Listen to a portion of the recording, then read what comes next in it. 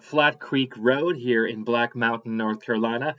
Once again, this is Professor Benjamin Brandenburg recording the penultimate lecture for Monterey College's World Civilizations 2 course. This week we're on 1989, one of these iconic dates in modern history that live alongside 1789, the French Revolution, 1517, when Martin Luther nailed his 95 Theses to launch the Protestant Reformation. Um, this was the culmination of the Cold War, the end of this long struggle between the hopes and dreams of the Soviet Union of a working class of the world uniting in a workers' utopia, and the dreams of democracy and capitalism. And those dreams sort of all came to crash for the communists on November 9th, 1989, in East Berlin. Now we know who won the struggle, right? Victorious for the West, for the United States, for democracy, for capitalism as well. And here you can see a picture of the Soviet Premier Gorbachev. Now this was taken in 2004, I believe, by Annie Leibovitz, who probably is the most famous photographer in the world. And this is an ad for Louis Vuitton. You can see the bag right next to Gorbachev. Behind him is the Berlin Wall. He's obviously riding in a very swanky automobile. But we live in a world where even the last communist leader of the Soviet Union is now shilling for a clothing company. So we're going to explore this story.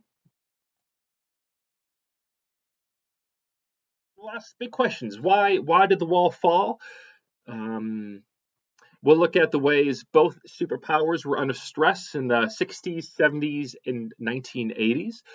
We'll focus on the thaw and this superpower rivalry between the Soviet Union and the United States. We'll look at the ways the dominoes fell, eventually in Eastern Europe. And then we'll look at the 90s, this moment where people talked about history being over.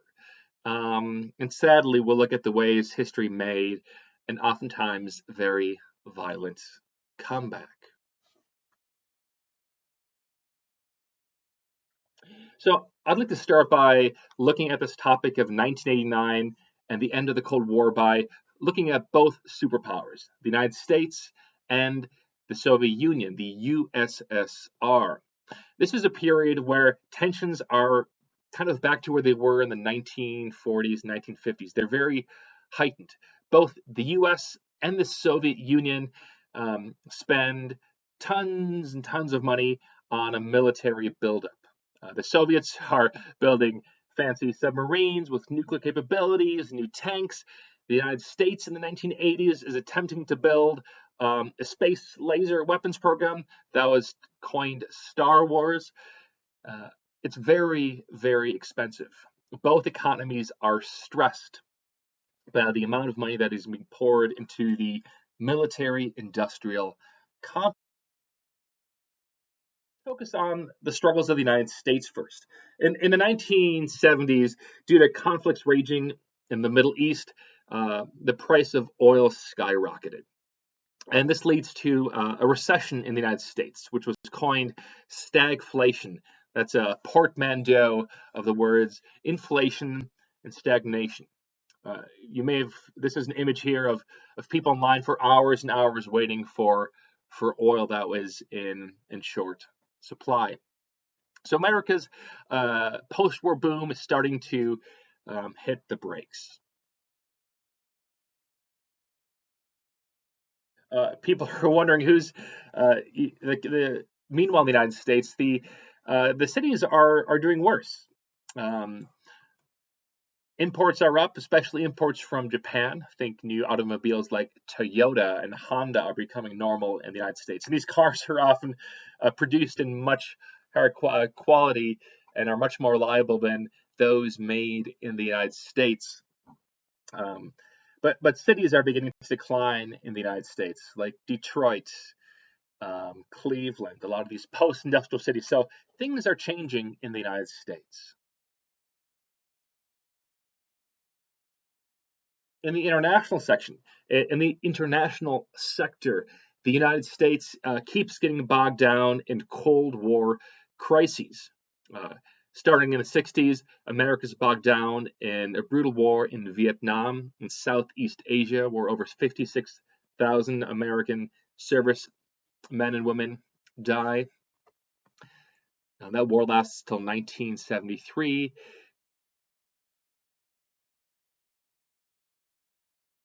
America's bogged down in Central America, in places like Guatemala, where they're funding anti-communist guerrillas. Uh, they're trying to get rid of Fidel Castro, who's still around, still survives every Democratic and Republican administration who's attempting to get rid of them.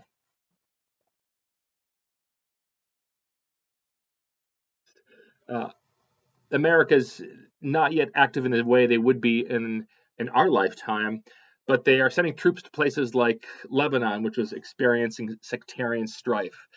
280 Marines are killed in a bombing there. They're involved in scandals with Iran, where they're selling weapons to, of all nations, Iran, so they get money to fund this group called the Contras in Central America. Not major historical events from a world history perspective, but I want to indicate the sense that America is really sort of getting bogged down in a lot of Cold War adventures.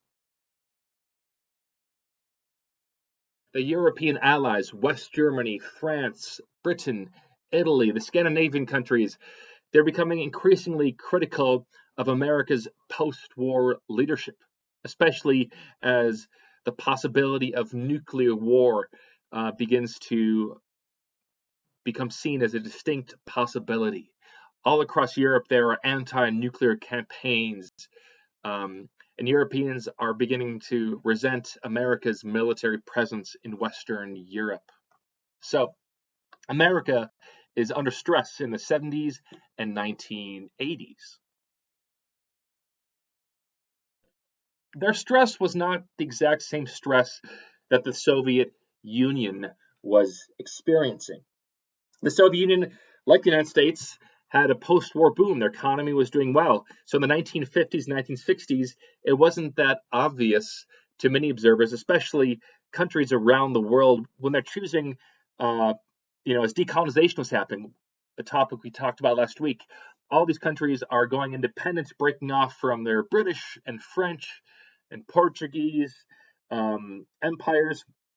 It wasn't that obvious that democratic capitalism or Soviet communism was the better path towards modernity.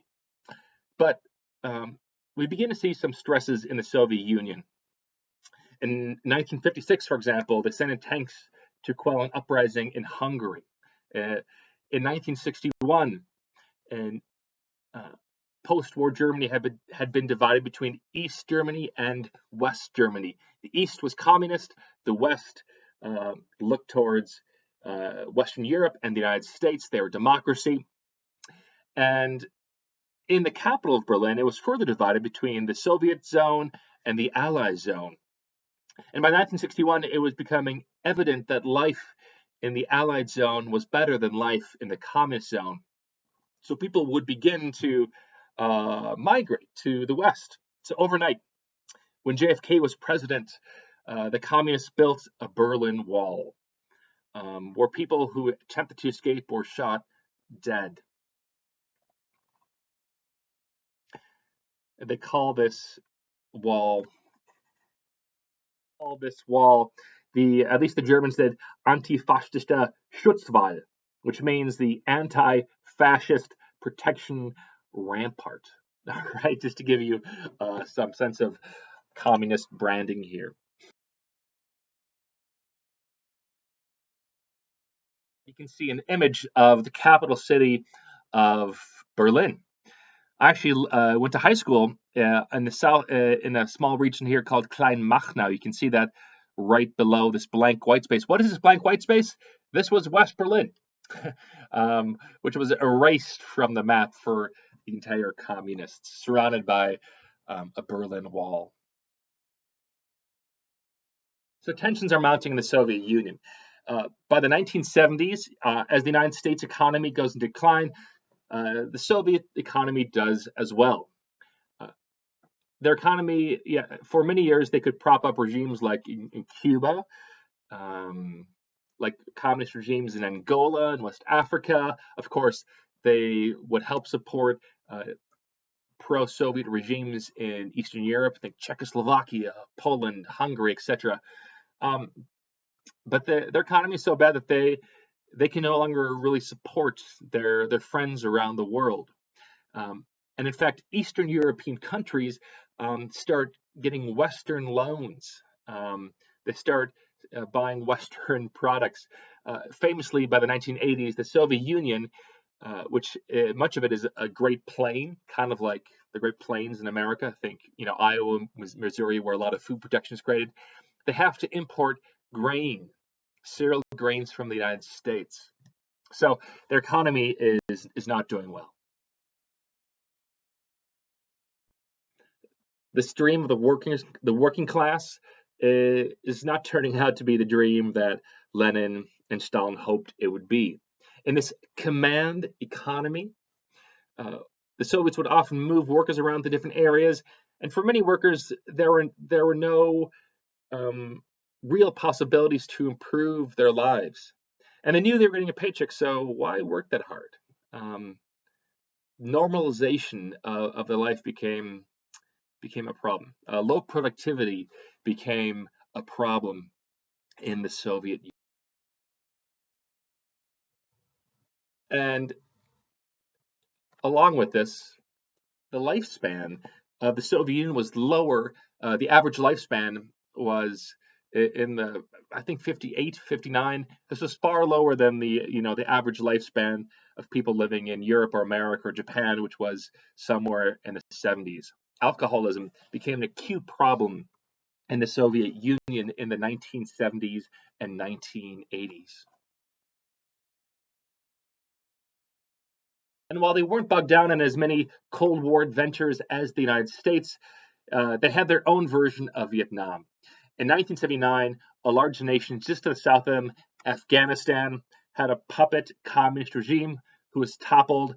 So they send in tanks, they send in the military to prop up a regime there. This proved extremely difficult as these freedom fighters, known as the Mujahideen, would eventually be supplied with weapons by the CIA, including rocket launchers that would shoot down many of these very high-end, expensive Soviet fighter helicopters. As an aside, one of these individuals was a young gentleman named Osama bin Laden, who grew to fame fighting the Russians, was victorious as the Russians infamously pulled out of Afghanistan in the late 80s, and then he went on to look for a new enemy. That new enemy would, of course, become the United States. A particular symptom of the decline of the Soviet system was a nuclear accident. In 1986, the nuclear reactor in Chernobyl, just outside of Kiev, in what is today Ukraine, blew up. Hundreds of people received radiation poisoning that day. Tens of thousands suffered a shorter lifespan in the aftermath of this. The Soviets tried to cover it up, but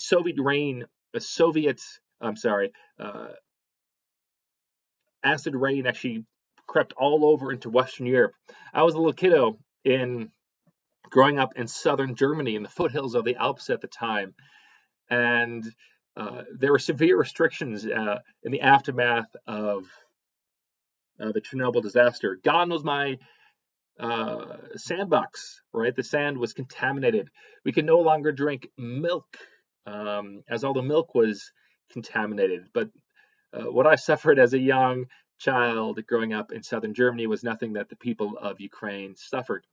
And in your one of your assignments this week is to watch episode 1, which you can watch on Films on Demand, of the HBO series Chernobyl.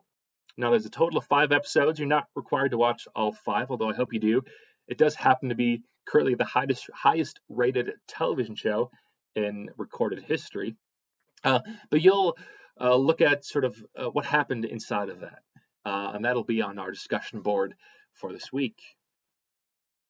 But this Chernobyl disaster became a symptom of the Soviet Union's decline. It seemed like the sick man in Europe. Politically, the closed system became much more evident as people began to criticize the Soviet Union's human rights record. You see, in the 1950s, the Soviet Union was pounding the United States on their human rights record in regards to Jim Crow. When the Eisenhower administration in the 1950s begins to push for and sort of quietly support the emerging civil rights movement, they're doing so because internationally, the Soviets are saying you live in an unequal, America is an unequal state, which was, of course, incredibly true. Jim Crow America was a very violent place to live in, especially for people of color. But the tables were turned by the 1970s and 80s as voices from inside the Soviet system began to criticize that world. And I'll highlight a few individuals. One of them is a gentleman named Alexander Solzhenitsyn. Now, Solzhenitsyn is an Orthodox Christian who fought the Nazis during World War II. At the end of the war, he made a snide comment about Stalin, and for that, he was sent to a prison camp.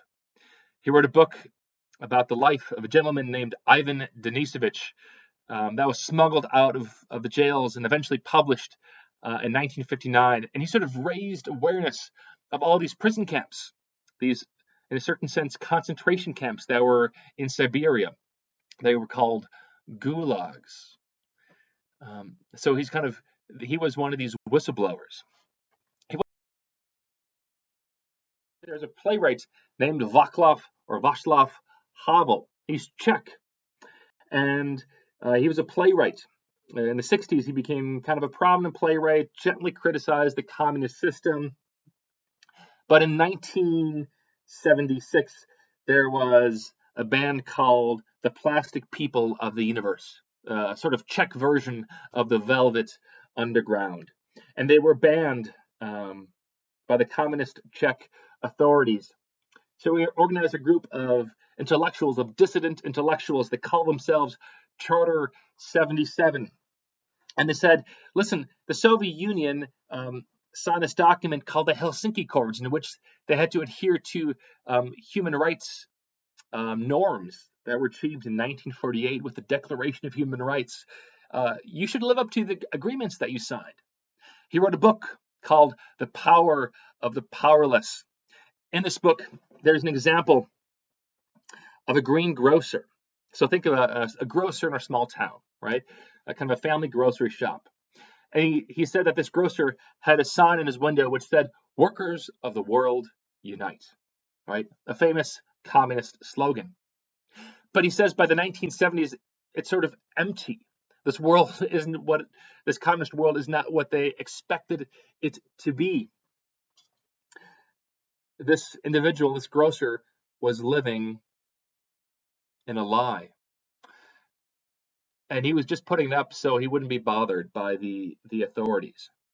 And the greengrocer became a symptom for the hundreds of people who are just trying to get on with their day, who are living in the lie. He said, what if more people begin living in the truth? If we all do really small things, like maybe not put up signs saying, I'm pro-regime, maybe we can push for a different society. His reward for writing this powerful book was 3 years in jail.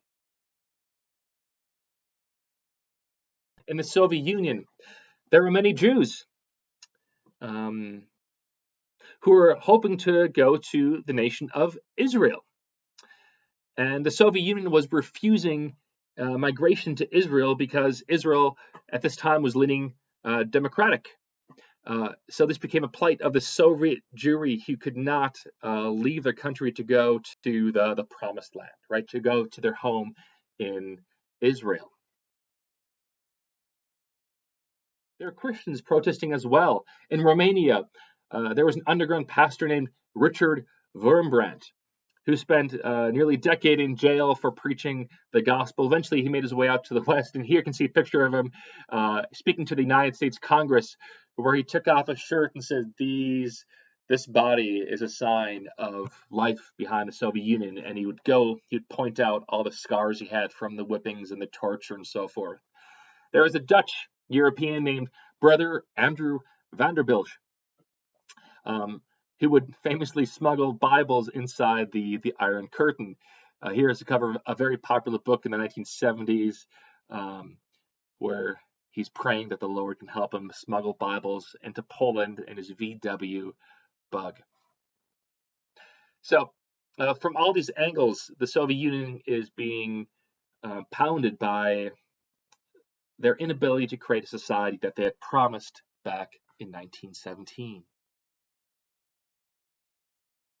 One famous case occurred in 1987, where a 19-year-old German named Matthias Riss jumped in his single-prop airplane in Germany, flew up to Sweden, over to Helsinki, and then flew past the Soviet defense shield, this vaunted defense shield, and landed in Moscow.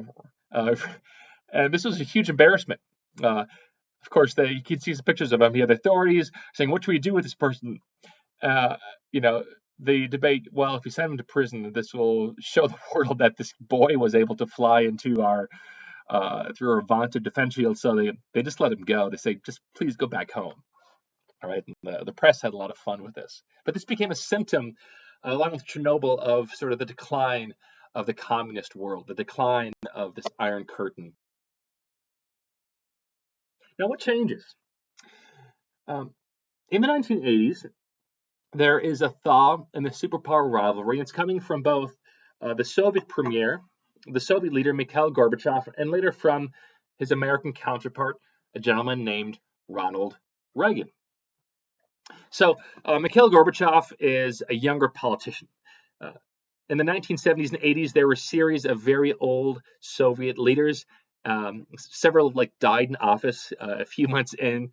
So the Soviets said, "You guys, we have to elect someone younger and healthier." So they bring in Mikhail Gorbachev, who had this vision of communism with a human face. He wanted to enforce a certain socialism that was friendlier. And he brought them two new ideas. One idea was perestroika. Perestroika is Russian for restructuring. So now you know a Russian word. Restructuring is perestroika. So as part of restructuring, he said, you know what, Soviets can now form civic associations. We can maybe have a few independent small businesses. Some of the larger states, corporations, running oil and energy, maybe we can make them independent. All the Eastern European countries, Poland, Czechoslovakia, Hungary, Romania, etc., they should start managing their own affairs a little closer. He's basically saying they shouldn't just be puppet regimes. Of course, he's hoping that they're glorious communist states, but he wants them to handle their own affairs.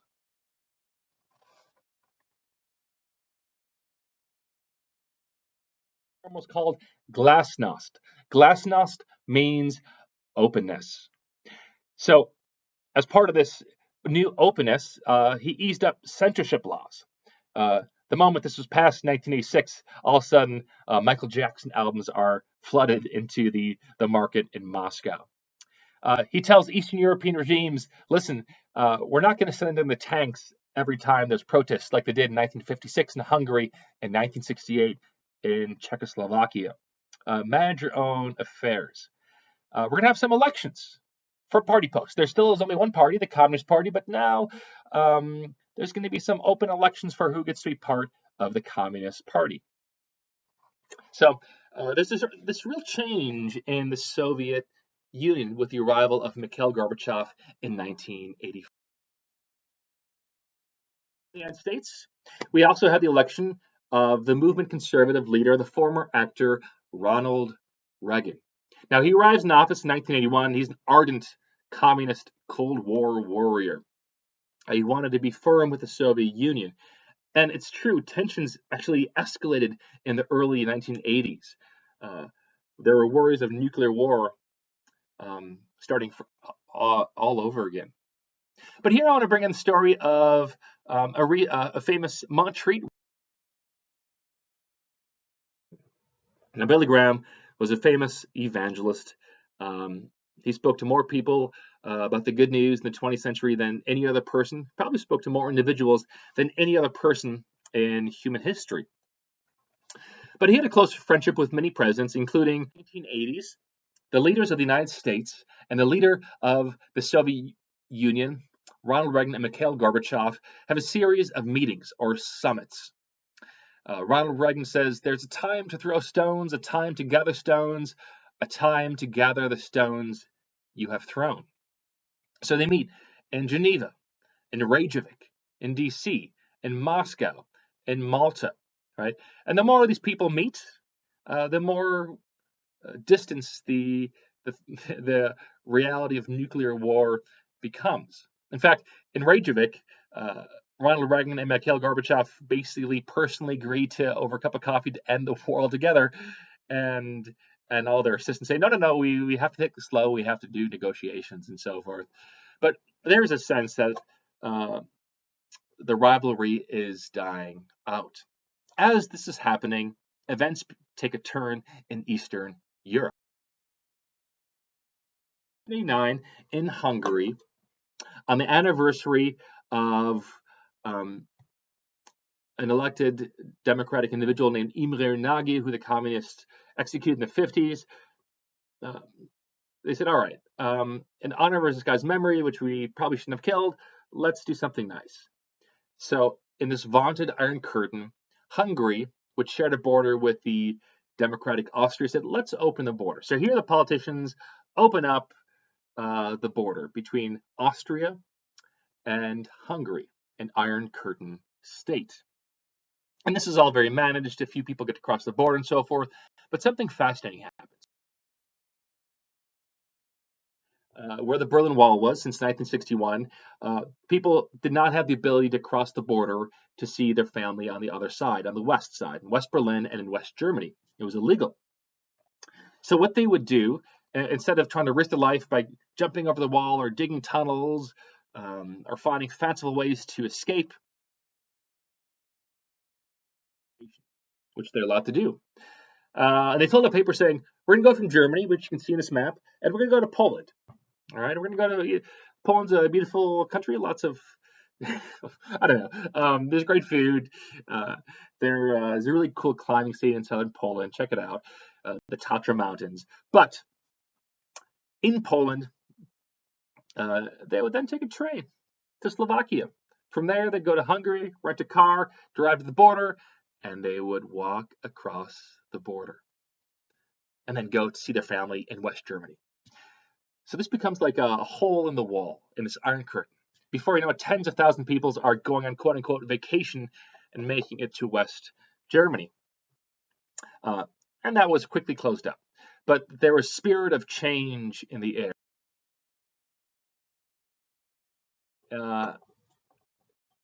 The Protestant church begins organizing some protests. These protests grow to huge, huge crowds. And in November, in the city of Berlin, they also want to ease tensions a little bit to show that, the communists can be nice too. So there's a memo in the communist East German nation, the DDR, where they say we're going to allow a few people to go across the border. And there's some confusion about this memo, and there's a press conference on the radio at 4 p.m. where a pretty boring official, Gunther Schabowski, is reading this memo that some people will be allowed to cross the border, and the reporter says, when does this take effect? He doesn't know. He says, ich glaube ab sofort, basically says, I think maybe right now. So people hear this on the radio, they rush to the Berlin Wall, the crowds are forming, and something shocking happens. To shoot individuals if they cross the border, open the gates. Having also listened to this report they choose not to shoot as not just a few people, but tens of thousands of East Berliners head across the wall. Now there's a huge party.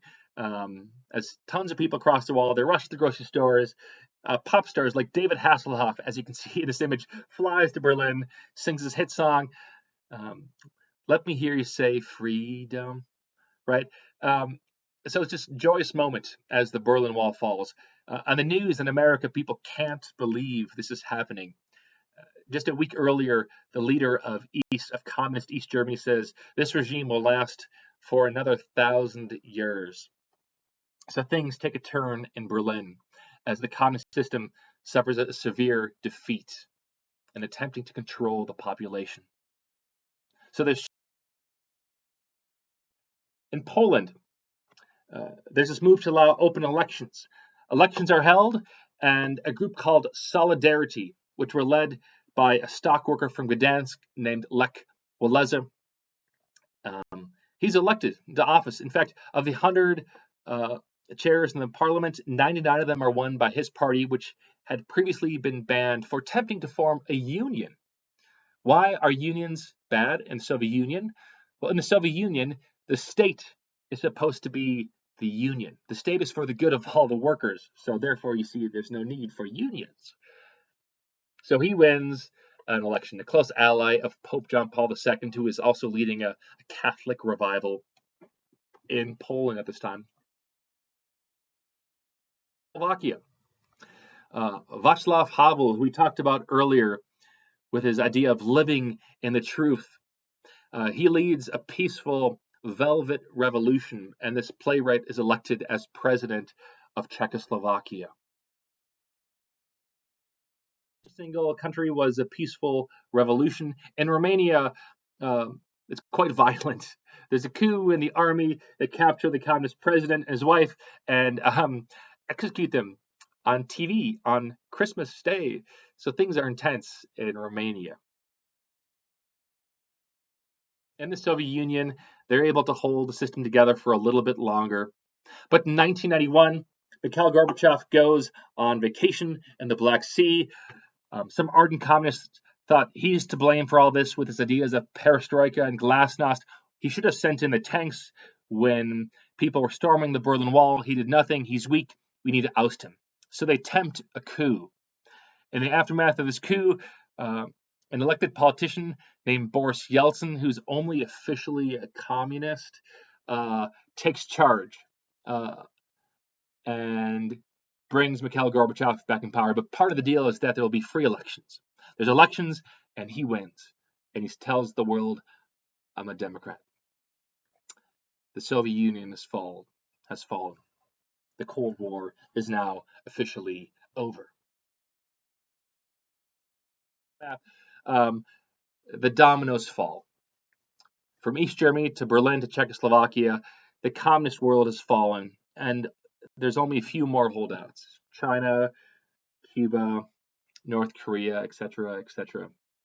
But for most of the world, this main struggle of the 20th century is won by those forces of freedom and democracy and liberal society. There's a debate among historians, right? This is a history class. We decide why things happen. Good people come up with good and convincing answers for why the Cold War ended. In the United States, one very popular interpretation, especially among the Republic, is called the Ronald Reagan Victory School. In this framing of it, the dominoes fell and communism fell in Eastern Europe because of the determination and the leadership qualities of Ronald Reagan. They would point to a speech he gave in 1987 in Berlin, where he traveled to Berlin to the Brandenburg Gate, right where the Berlin Wall existed. And he said, Mr. Gorbachev, tear down this wall. All right, so very prophetic, very strong leadership. Other scholars say, oh, come on, you can't be serious. Ronald Reagan did his part, but the person who was really taking all the risks was Mikhail Gorbachev. He's the one attempting to bring about socialism with a softer face. He's the one who doesn't send in tanks. Mikhail Gorbachev is the main reason the Cold War ended. there's some good evidence there. When you think of these historical answers, you can also take a larger perspective. You can look at these larger processes of democratization and globalization. Here's a picture of MTV on the slide, right? This is the era of satellite television is emerging, right? So now all of a sudden, in Eastern Europe, people are watching MTV Europe, and they're shocked at how different the societies and at how wealthy the people of West Berlin and France and Britain are.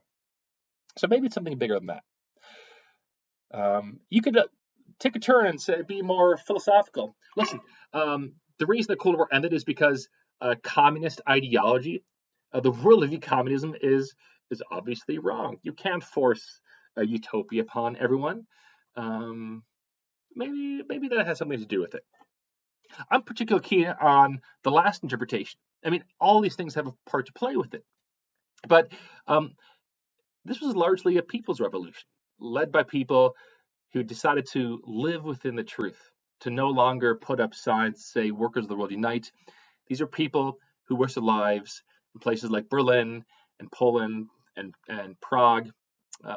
So maybe we should put the emphasis on the people. There's no wrong answer necessarily, but this is sort of what we do when we do historical thinking. We try to make sense of why things happened.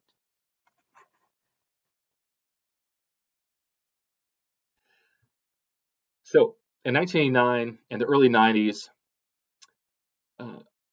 people were really euphoric that the threat of nuclear war is no longer with us. A gentleman who teaches at Johns Hopkins University, a political scientist named Francis Fukuyama, wrote this book right before the Berlin Wall fell called The End of History and the Last Man. This is kind of a dense book that he argued that all of human society was developing. You know, we've gone from primitive cultures to monarchies to democratic monarchies to democracy. We defeated fascism, and the last man standing before the triumph of liberal democracy was communism. Now that communism's fall, there's nothing left. Liberal democratic society is the culmination of all human progress. And if people were talking about this, right? George H.W. Bush, in many ways, an incredibly excellent president who managed the end of the Cold War with aplomb. He gave a stump speech where he called for a new world order, right? Very apocalyptic sounding, but there's a lot of hope in the air in the early 1990s, right?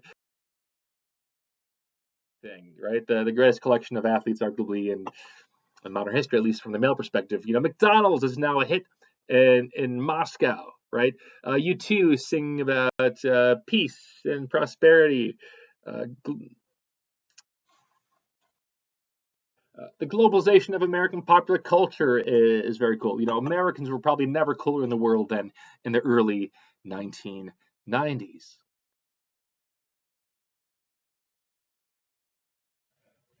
Fascinating happened in the aftermath of the Cold War. Indeed,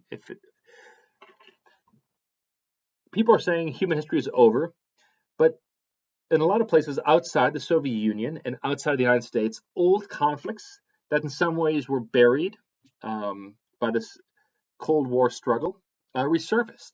So in Iraq, a gentleman named Saddam Hussein arrives to power, and he kind of has this vision of uniting the Middle East. So he invades Kuwait. Doesn't work out very well for him, right?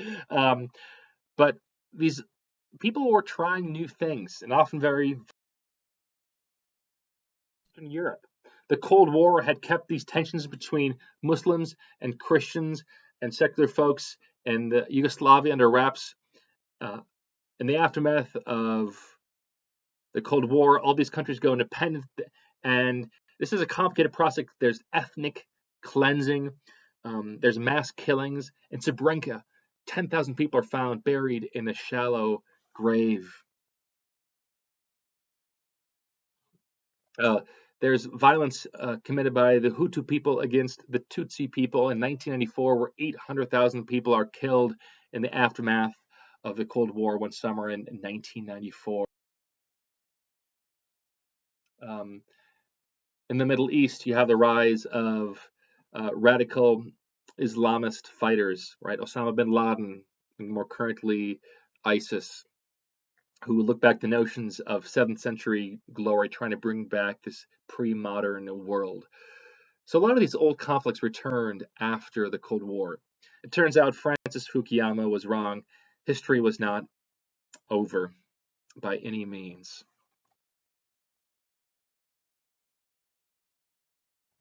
So next week. Next week I'll have a very short lecture, probably 10, 15 minutes. We're looking at the world 2020. This is a date that might become as iconic as 1989 or 1945 or 1917, perhaps 1789 or 1517. We have to see. We're living in a world in which this moment of a lot of people are questioning the way world order works, the way we should all live together, right? In the United States, we have a president who is pushing forward a new version of nationalism, right? In Europe, Angela Merkel is trying to keep these dreams of post-World War II internationalism alive. Over in China, uh, uh, the premier Xi Jinping is pushing for a version of authoritarian capitalism. So we're going to examine the prospects historically for the way the world will go. We'll explore this question in our final week together. Godspeed, everyone. Thanks for doing all the hard work to keep your neighbors safe and to continue studying and commenting. Feel free to send me an email or text me if you have any questions. Take care.